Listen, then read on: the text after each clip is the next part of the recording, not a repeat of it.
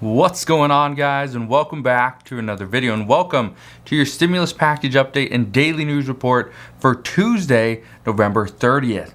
So we have a lot of stuff that we need to cover today. First, we are seeing changes in the way consumers are shopping. That's some big news that actually came out this morning. We're also seeing that Senator Chuck Schumer, who's the Senate Majority Leader, he has a timeline that he has put in place, and hopefully the Senate will be able to hit this. We also know there is some talks on this Omicron variant that is actually worrying doctors, and it's not because this could potentially have more severe symptoms. It's for other reasons, and I'll get to that at the end of this video. But let's first talk about the stimulus package. Let's talk about what we are hearing regarding inflation and the new plan on the debt ceiling increase. So first off, I just want to say thank you guys for continuing to support the channel. Always hitting that like button, and yes, always commenting down in the comment section below. I use those comments to answer you guys' questions in the following videos. So first, let's talk about the news that came out this morning. Then we'll get into the upcoming infrastructure bill. For the first time ever, Cyber Monday sales dropped by 1.4% from last year. Yesterday, we only saw $10.8 billion was spent. However, even though some say this is very alarming, some retailers say this is exactly what they wanted to happen. They want to see consumer spending spread out over the week or weeks leading into Christmas, not just one specific day. Some retailers say that the problem that many shoppers had is that, yes, they did have products on their shelves, they did have products, in the warehouses. The problem is they just didn't have enough of certain things. So that is one of the issues, is the quantity of the products was one of the problems. We also know that many people are still looking to find the perfect Christmas gift because they do not want to just continue to spend. So let me ask you this. Did you guys get a chance to go Black Friday shopping, or did you do any shopping yesterday on Cyber Monday? Let me know down in the comment section below. Now let's jump into the things that we are learning just over the past couple of days regarding what the Senate's plan is, and are we going to see this infrastructure bill pass sometime in 2021? Here's what we know.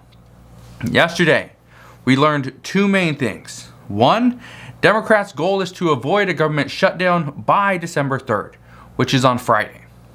That's their first goal. That's the most pressing issue. The second goal is they will then follow this up by ensuring that we can pay our debts as a nation by December 15th. That is the unofficial X date, according to Treasury Secretary Janet Yellen. Now, because these are the two most pressing issues, this will ultimately push back the Build Back Better Act. So that's going to have to wait until a little bit later. Now, here's what we heard this morning, and I think this is interesting. Let me know your thoughts down in the comment section below as well. This morning, we've been getting a lot of reports that are saying that the Build Back Better Act, this is how it's going to work.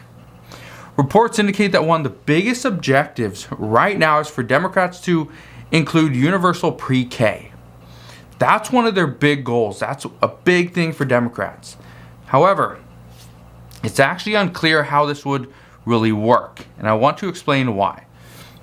Right now, the provision for universal pre-K, this actually gives money to the states, get this, to expand if they so choose.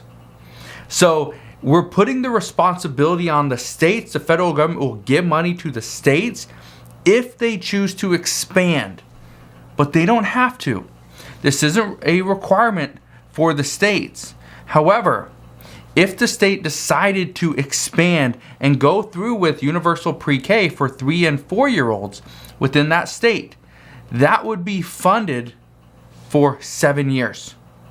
It used to be 10 years. However, in order for Democrats to get more Democrats on board, and mostly the moderates, and bring down the price of that $3.5 trillion human infrastructure bill, they had to reduce the amount of funding. By reducing the amount of funding for universal pre-K, guess what happens? Well, it doesn't fund it for the entire 10 years, only 7 as of right now. So, according to reports this morning, Universal pre-K, it's going through the states, and many states have already said they're planning on just rejecting it. They're not even going to implement it. So, even though this was a big thing for the Biden administration, some are saying this is going to do very little because many states are not even going to accept it. They're just going to reject the money. So we'll see what happens there. But this was a big selling point for Democrats. And I remember, I think it was last week, where Representative Pramila Jayapal, who's the chairwoman of the U.S. Progressive Caucus, she said that this is going to help families because it saves them about $8,600 per year per child. And it does. It saves them a lot in healthcare, or not in healthcare, in childcare. So that's one of the things that they need to keep in mind, is that if this is not something that all states are going to implement and adopt, it's not going to provide any benefits to the children of that state or the families of that state.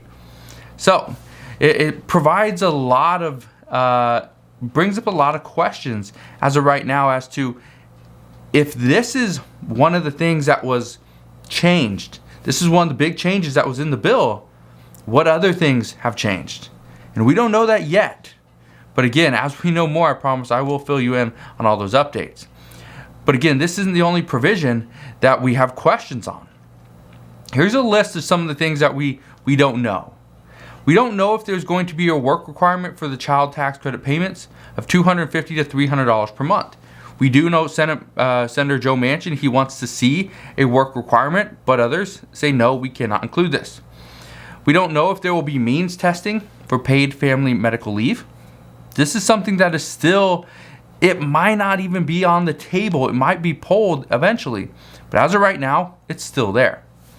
We're waiting to see how far Medicare is going to be expanded, and I addressed this yesterday, where Senator Bernie Sanders said that he wants to expand Medicare and not just hearing, he wants to include vision and dental as well.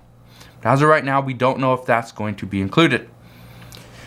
We still haven't heard from the Senate parliamentarian. She still hasn't given us an answer as to whether or not the immigration provision is going to be included. Some say it is not going to be included, but they'll give her the benefit of the doubt and wait for her ultimate answer. We also don't know if the SALT tax deduction increase will be included either. Senator Bernie Sanders, he highly opposes this especially when we're trying to increase taxes for the wealthy.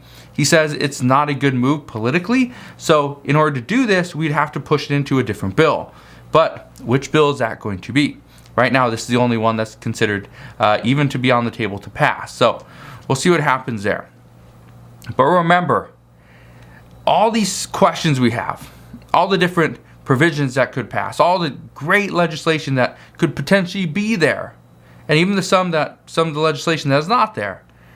If we do not have at least 50 Senate Democrats on board, this bill isn't going to pass. It needs all 50. Now, here's what you need to keep in mind. One of the biggest factors right now is to whether or not Senator Joe Manchin will jump on board and support the bill that he has in front of him. Manchin has said that he would not support any bill if he worries that it's going to further inflation. And I want to bring this up because this morning, okay, as of I think it was 10 a.m. this morning, that's Eastern Standard Time, that is when the U.S. Senate Banking Committee began pretty much grilling Federal Reserve Chairman Jerome Powell and U.S. Treasury Secretary Janet Yellen. Now, they're going to address inflation. They're going to address how the Omicron variant, what this could potentially do and how this is going to impact our economy. But according to Federal Reserve Chairman Jerome Powell, he said he's projecting 5% growth this year. But he also says the Omicron variant poses a downside risk to our economic activity, which also raises uncertainty regarding inflation. This is not good news, especially when Senator Joe Manchin is looking at inflation specifically. The last thing that Senator Joe Manchin wants to hear is anything about potentially seeing uncertainty around inflation. Now, what does this mean? Chances are this likely means that until we get more proof that the Omicron variant is not as serious until we get more proof and more data to come in regarding inflation. I don't see the Build Back Better Act passing in 2021. We have 1 month. We have 1 month. Tomorrow is December 1st, right? Yes, tomorrow is December 1st. We have 1 month to get this done. Technically, we only have, a couple weeks because the Congress right now is supposed to go on recess on December 10th. However, and I want to address this right now, what we are hearing is that Senate Majority Leader Chuck Schumer says Congress will be, or at least the Senate will be in session the week of December 13th. Now, this is to address the debt ceiling. Here's what I can tell you. We did hear some better news this morning, or actually later last night, regarding the debt ceiling increase. Senate Majority Leader Chuck Schumer said that this issue is going to be dealt with next week. It's not going to be dealt with this week. They're going to start to address it next week, but his guess is it's going to happen sometime the week of December 13th. He said that him and Minority Leader Mitch McConnell are still in talks over how to raise the debt limit. However, here's what we know. Right now, Senate Minority Leader Mitch McConnell and the GOP want to raise the debt ceiling. They want to do this, they want to raise the limit. However, they want to put the full responsibility on Democrats. Republicans do not want to take any responsibility for this, and so here's what they plan on doing. The talks right now have been about the GOP helping Democrats expedite the reconciliation process. Here's the problem with this. Democrats have one additional budget reconciliation. They can use it on the debt ceiling increase, but they have to determine a price. How much are we going to increase the debt limit? Are we going to increase it $1 trillion? Are we going to increase it, $800 billion? I believe we increased it $450 billion last time, and it bought us, 2 months? I believe it was 2 months. So, some saying that we need to increase it at least $1 trillion or more. Now, here's the problem. If Democrats decide to do a budget reconciliation and the GOP is going to aid them in expediting the reconciliation process, so it wouldn't have to take 3 to 4 weeks like it normally would. It could potentially happen in 48 hours, 72 hours. Okay? So, in order to expedite the reconciliation process, all senators need to provide consent. They need to support this idea. That means 100 people have to say yes. Now, it could happen, but here's the reason why Republicans are potentially going to do this. If Republicans agree to expedite the reconciliation process, what that means is that one reconciliation bill, it would have to go towards the debt ceiling increase, which means Democrats could not pass the Build Back Better Act. It would have to be one or the other. Well, if they cannot pass the Build Back Better Act, which as of right now is highly in question, if that can't happen in 2021, it has to be pushed back into 2022, fine. So many Americans, I believe it's like 62% of Americans, believe the Build Back Better Act is not the best it could be. And they are saying that lawmakers should go back to the drawing board, fix it, provide more to the American people. So we're going to see if that actually happens. But what I can tell you is that as of right now, the goal is to pass the continuing resolution, which has to be done by this Friday. Second thing, debt ceiling increase, which has to happen by December 15th. So that is what we know as of right now regarding those two issues. However, in a statement from Treasury Secretary Janet Yellen, she said this yesterday, that not reaching a deal on the debt ceiling would eviscerate the recovery. She also has stated in the past that we would go into an almost instant recession if this were to happen. So, we will see over the next 2 weeks if lawmakers can come to some type of agreement. As of right now, we are just waiting to see what happens this week and what happens next week. My guess is over the next week and a half, so before December 10th, we will have an idea as to what Democrats' plan is to move forward. But as of right now, according to experts, almost anything can happen. It just depends how quickly are we going to see this actually go through. But let's get into some COVID news really quick. According to Moderna's CEO, they state that the efficacy rate of the vaccine against the Omicron variant will likely drop. What we don't know as of right now is how significantly this drop will be, but what I can tell you is it's not going to be as effective as it is against the Delta COVID variant. Doctors also say that Omicron may have more mild symptoms, but that is not their biggest worry. According to more reports, their worry is that this could potentially be more contagious, which means it's going to spread much faster, which this could potentially overload hospitals even more, which, according to reports, says that this could cause a negative ripple effect through our healthcare system. So, and kind of what they're addressing with this is if hospitals are overloaded, and we've seen this in the past where, let's say somebody comes in because they were, from domestic violence or whatever, right? They were hit by a car, they got in a car accident or a gunshot wound, something, right? They're in critical condition. The problem is if there's no beds at that hospital, there's no doctors to treat them, there's no space, no equipment.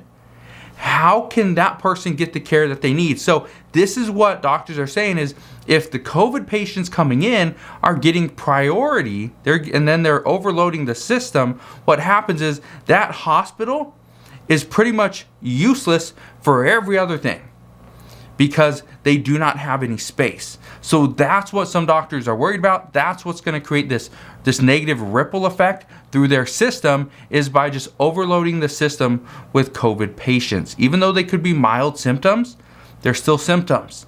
And so that could create more and more issues. So as we know more there, I promise I will fill you in on all those updates as soon as we get them. Just want to thank you guys for watching. Do me a favor, if you enjoyed today's video, go ahead, hit that like button, consider subscribing, and I'll see you guys on the next one.